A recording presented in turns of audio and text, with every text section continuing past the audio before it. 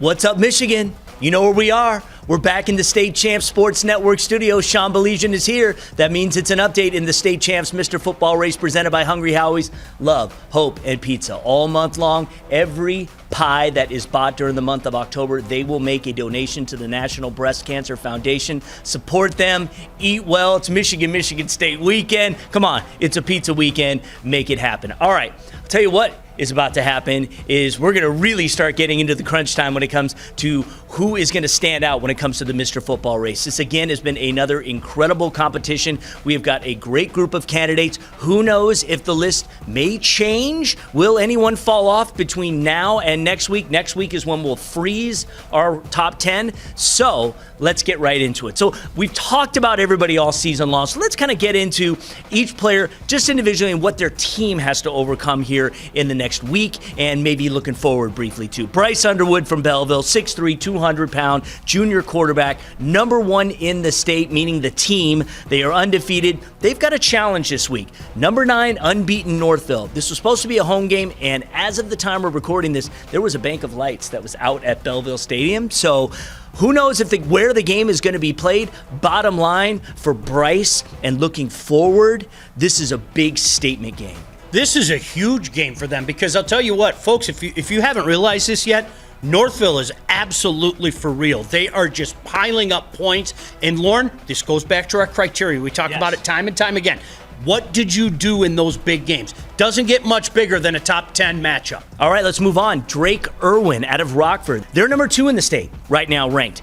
They're taking on a 5-3 Hudsonville team. They beat them 7 out of the 8 times coming in. So this is a team now really gearing up for the playoffs. And for Drake, he's really looking forward and ahead to some mighty competition in Division I. Well, and you know one of the big stories there's no doubt about it, is I'm sure the message in that locker room is do not stub your toe. There's a greater prize that we're all focused on, but you know, Lauren, Hudsonville would love nothing more, absolutely nothing more, than to improve that record, make it 6-3 heading into the playoffs, and boy, what a big win that would be for that program. So to me, Lauren, this is one of those games. You go out there, business as usual. Don't be looking ahead to the road ahead come playoff time. Of course, we'll find out what happens Sunday.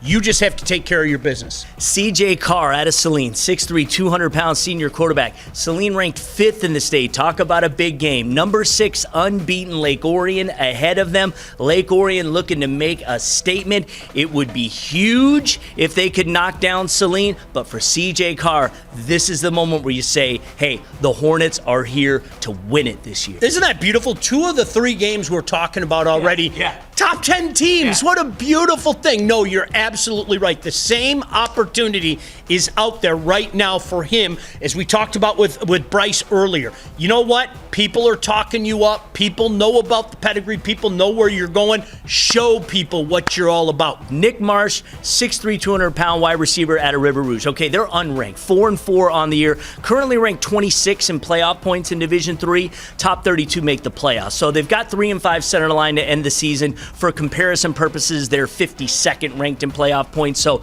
this is something, like we mentioned just a little bit ago, go out, get it done, get ready for the playoffs, and Nick is a guy who is going to be the catalyst. Well, if there is a position where a guy can blow open a game, it's that position this time of year. Lauren, we talk about this all year long.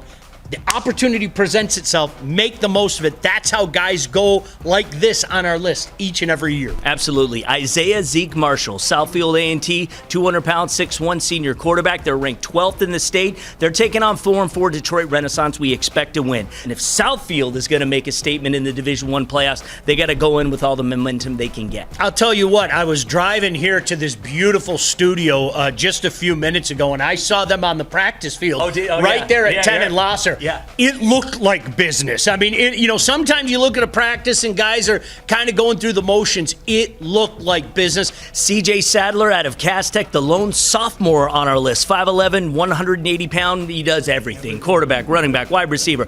We've got Cass Tech ranked 10th in the state right now, and good for them. After losing the first 2 games, they've won 8 straight, including beating Detroit King twice, which is always a challenge against your biggest rival. 24-23 was the score in the last game last weekend. You really want to put your name on the map, and let's be honest, his name's been on the map for a while anyway, okay?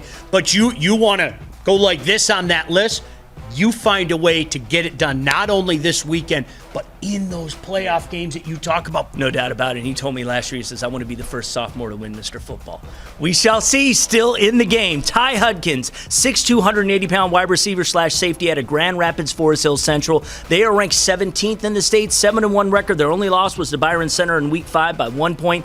BC not in our top 25, but they're 10th in playoff points. So that's a good loss for Forest Hills Central, especially when we're talking about Ty Hudkins and how we will relay in the Mr. Football race. They're ranked second in playoff points, being Grand Rapids, Forest Hills Central. They're now a Division III team after the last 3 years in Division II. Again, Forest Hills Central, a team we don't talk a lot about, but they're getting ready to get themselves on the big stage and maybe go far in the playoffs. Like so many other teams with the Rangers, I mean, this is a team that's going like this. This is going to be a team to watch. Obviously, he's a player to watch. He's been on our list for a while now. And Lauren, you're absolutely right. I mean, when you have to navigate some of the teams that they're going to have to navigate, the opportunity is going to show itself, not only for him, but for the Rangers as well, to say, we are legitimate. We can go with anybody. A.J. Martell, running back out of Mason, 5'10", 185-pound senior. They're ranked third in the state, 8-0. They've got 6-2 Fenton this week. Mason coming off back-to-back state semifinal runs. Martell will need another run like that to be considered a front runner for Mr. Football. Well, he's used to runs. I mean, take a look at his numbers. Every single week, this guy's just putting up monster numbers. Our leading vote getter, Caleb Osborne out of Waterford, Vermont, 6'5", 205, senior quarterback.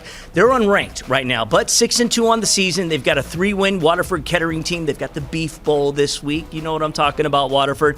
Ranked 13th in playoff points, so a good position where they are. They are a Division II team, and this is something where Caleb Osborne has just been a monster. Let Caleb cook.